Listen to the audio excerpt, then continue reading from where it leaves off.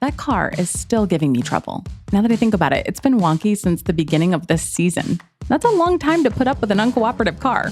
I'm starting to hear more and more about electric vehicles, but I don't really know anything. It would be great not to worry about the price of gas, but I have no idea how much electric chargers cost or how they work or even how to use them. Maybe I should take a test drive. Welcome to Merging into Life, where we navigate life's milestones one episode at a time. Brought to you by AAA Northeast. I'm your host, Amanda Green. Can you believe we're more than halfway into season 1? I've learned a lot. For example, after that identity theft episode, I immediately went and locked my credit. Now it's something I watch all the time. If you've learned something that stuck with you, we would love to hear about it. Or if you have a topic that you want to hear about, get in touch. Leave us a review wherever you listen to podcasts or email us at podcast@AAAnortheast.com. Today, we're going to talk about electric vehicles, also known as EVs. You know, I read recently that Norway has more electric vehicles on the road than gas. EVs are now outnumbering regular cars. That's so interesting because here, I know a few people who own EVs, but not that many. So I wonder, what is the holdup here? Do they cost too much? Is charging easy? How do you even do it? To find out, I'm going to talk to some people who are not only longtime EV owners, but also EV enthusiasts who have crunched the numbers on how this all works. Matt Farrell has been kind enough to come on the show. He is super passionate about electric vehicles. He also has his own podcast called Still to be Determined and a YouTube channel called Undecided, where he explores how technology affects our lives. But first, I'd like to welcome... I'm Ben Sullins. I'm a former data scientist, worked at all the big tech companies you heard of, and became a fan of EVs around 2016 and started sharing my journey as an owner of an EV back then on YouTube, and have sort of become an advocate for it, helping people understand the reality behind owning an electric vehicle and what it means for the climate, what it means for you personally, and helping people navigate those decisions. What first got you interested in electric vehicles? So funny story, when you have a kid and you have an old beat up truck, your wife isn't really keen on putting the kid in the old beat up truck. So she told me, hey, you better buy a real car. It's time to grow up. And I was sad about that. But as a tech guy that grew up in what I consider the golden era of tech, pre-internet, pre-smartphones, you know, I saw all this amazing tech. I got really fascinated with how technology can directly affect our lives. And cars for me were always the lamest pieces of tech that you'd own. You know, if you remember back in the day, if you had a navigation system, it was like revolutionary. You had to put DVDs to load maps in it. It was ridiculous. And then Tesla came out. And so I sort of fell into love with the tech side that, you know, led me into really becoming more interested in all electric vehicles as more and more came out. From all of your experience over the years and being a tech guy, what do you think the biggest misconception is when it comes to EVs? The one I hear a lot of is that they're expensive and that there's nowhere to charge. And it maybe was the case, certainly when it started. You know, like I bought my first Tesla Model S used, and it was very expensive for me at the time, but it was probably a lot cheaper than the new ones were, maybe about half price. And the price of the materials of EVs, batteries, and this goes for a lot of sustainable tech like solar panels and stuff, you can just look at the trends and see how dramatically the prices have fallen over the past decade or so. So nowadays, EVs are on par, not just from a total cost of ownership, meaning, you know, your fuel, your maintenance, all that kind of stuff, but just even the sticker price. So nowadays, with the Inflation Reduction Act and all the incentives that the government puts out there, you're looking at a brand new EV in like the low $30,000 range, which is actually just on par with gas cars in terms of the average price of a new car in the US. And if you look at used EVs, you can find plenty of really good ones all the way down to like the $15,000 to $20,000 range.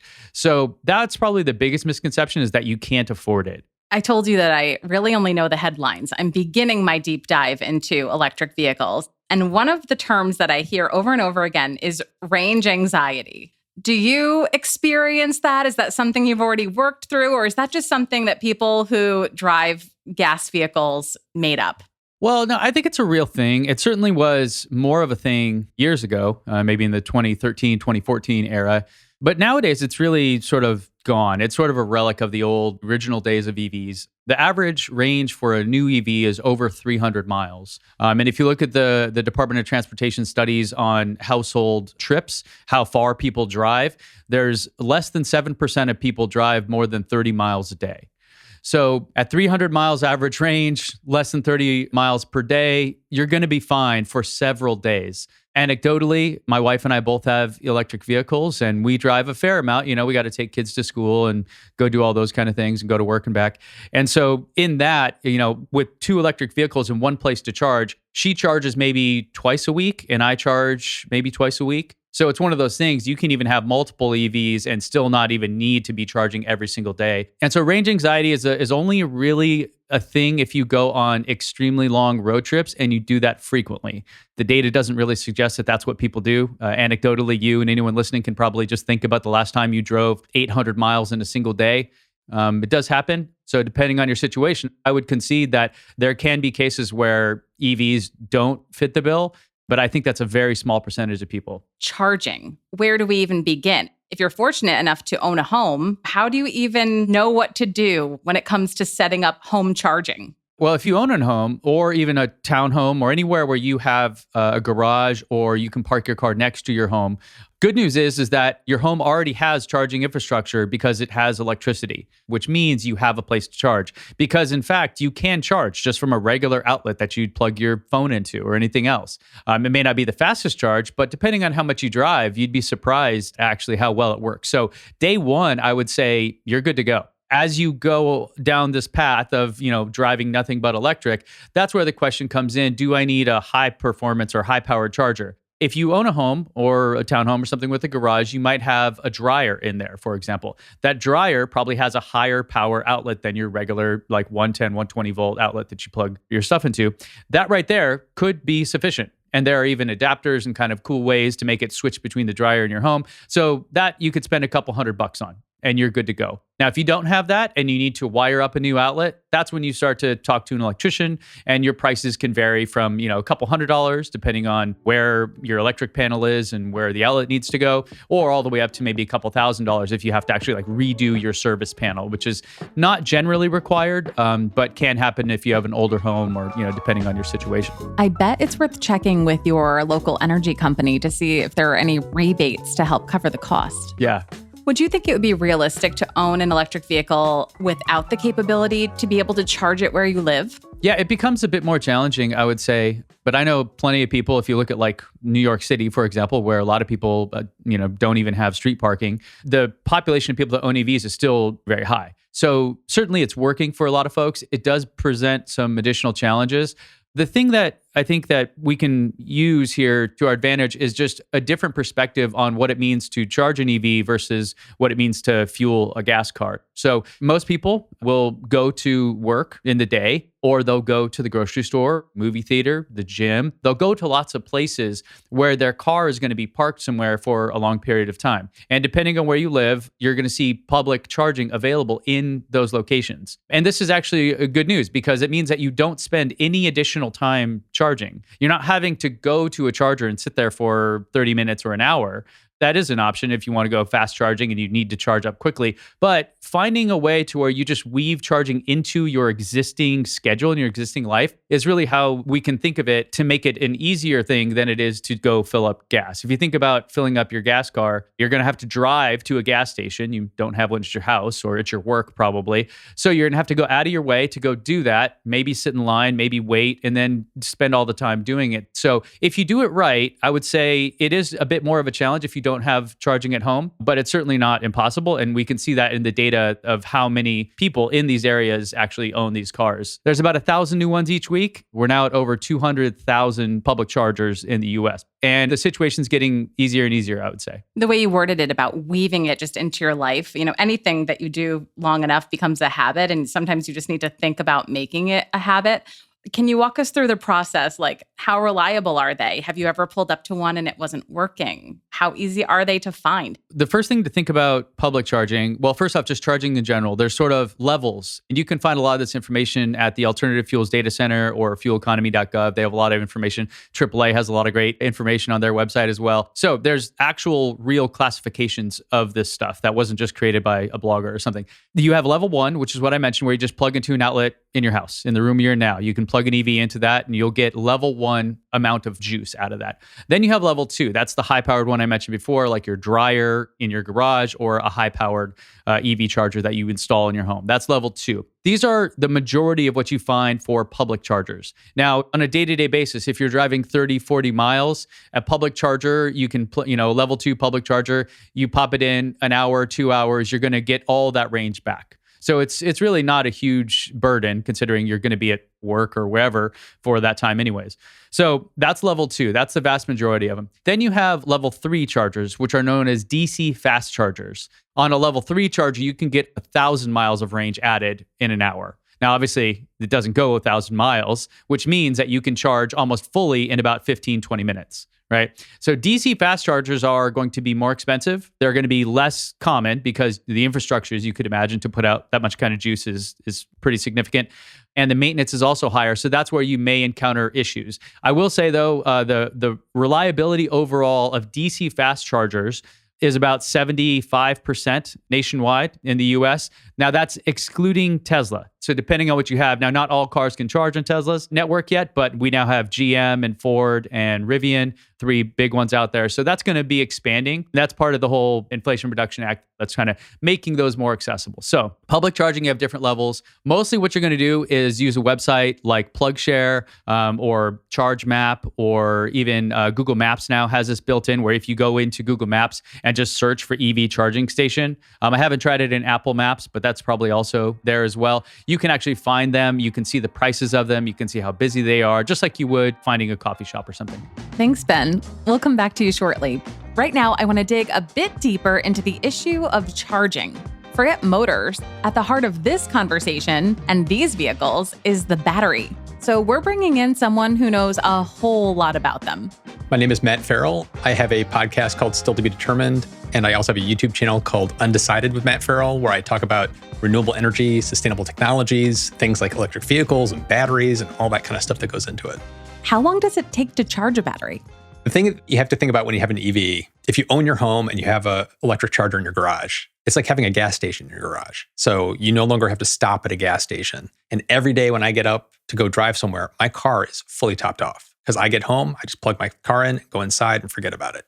But for a long road trip, one of the rules of thumb that you have to think about is your battery will charge the fastest when it's low.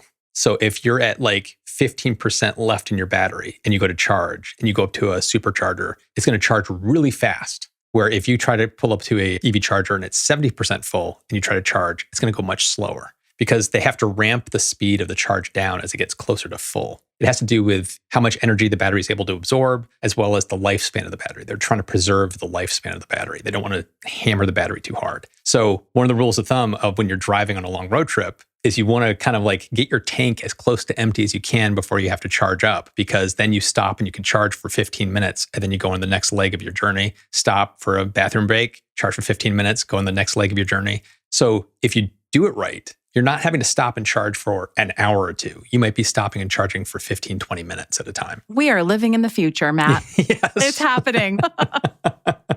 What is the lifespan of a battery? Okay, this is one where I hear a lot of misinformation on my YouTube channel and stuff like that about this. Because people talk about like, oh, well, my phone, the battery's no good after 2 years. I have to replace the battery. Because you associate lithium-ion batteries as being the same thing. Like what you have in your phone is the same thing that's in your car. And to a certain extent, that's true. It's a lithium-ion battery. But there are a lot of differences here. There's different battery chemistries that are used that make a difference between how long a battery will last or not. So where you might see 2-3 years before your battery starts to kind of feel a little old in your phone, you're talking about a battery pack in a car that's going to last you 8, 10 years or more. In many cases, it's going to last longer than the frame of the car itself. So, and when it does finally go, is it recyclable? How much are we paying to replace it? Is it like replacing an engine? I mean, it's the most expensive part of an electric vehicle. So it would be akin to like having to replace your engine in an internal combustion engine car. Right now, it can be very expensive. You're talking sometimes tens of thousands of dollars to replace the battery pack. But that's today.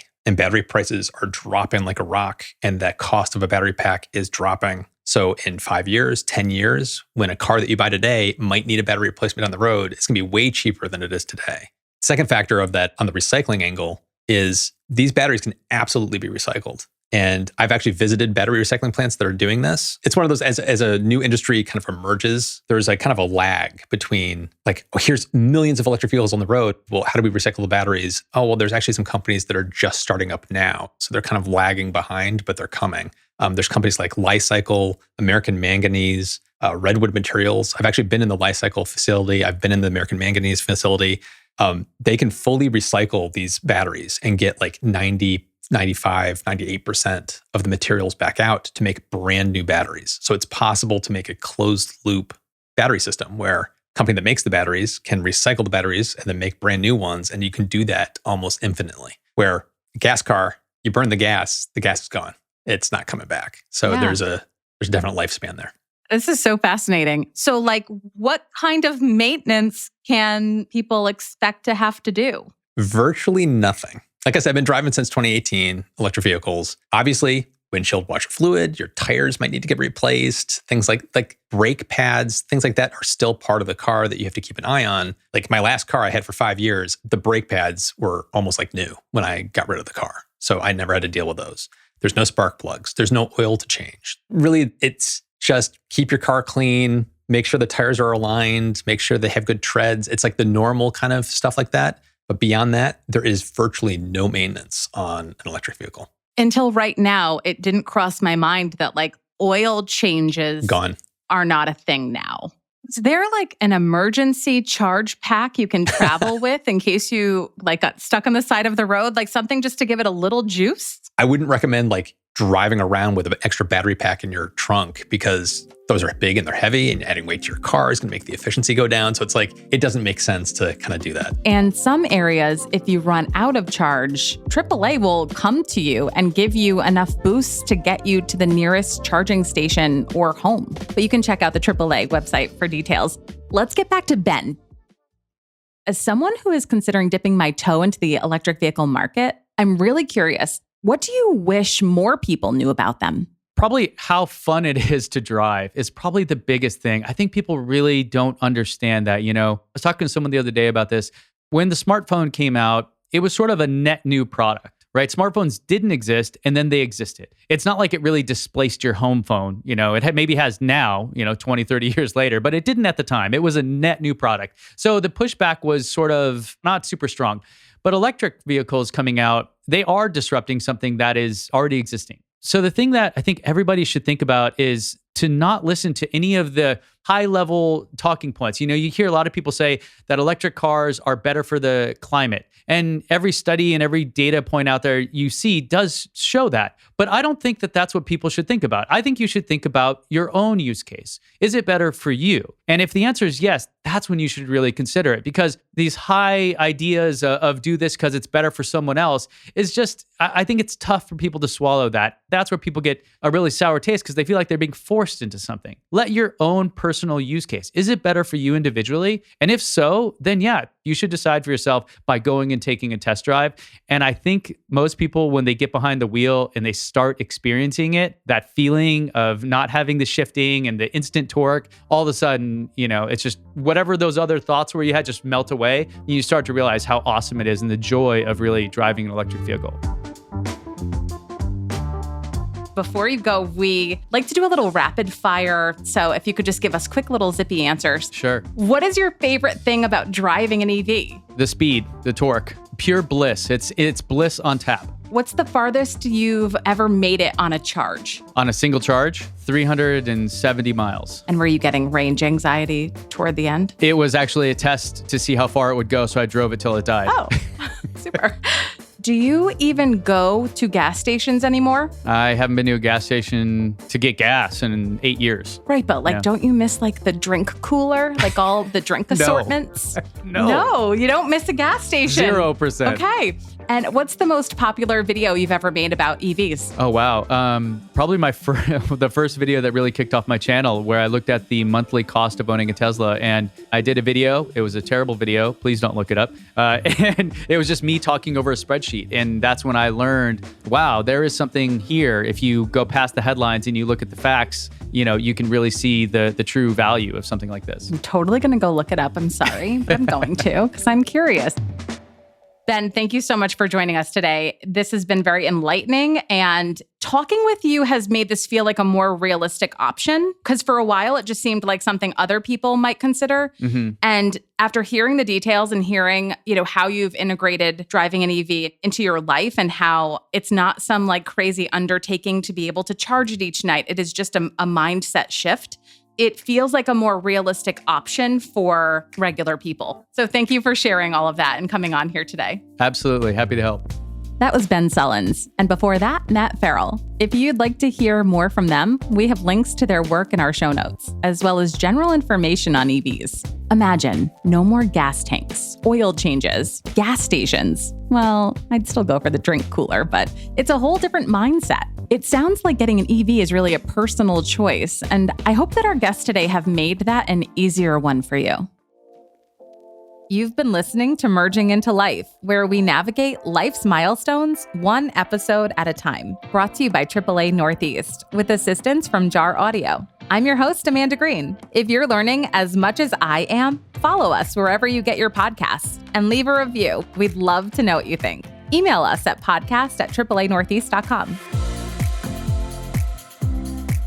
The views and opinions expressed in this podcast are not necessarily the views of AAA Northeast, AAA, and/or its affiliates.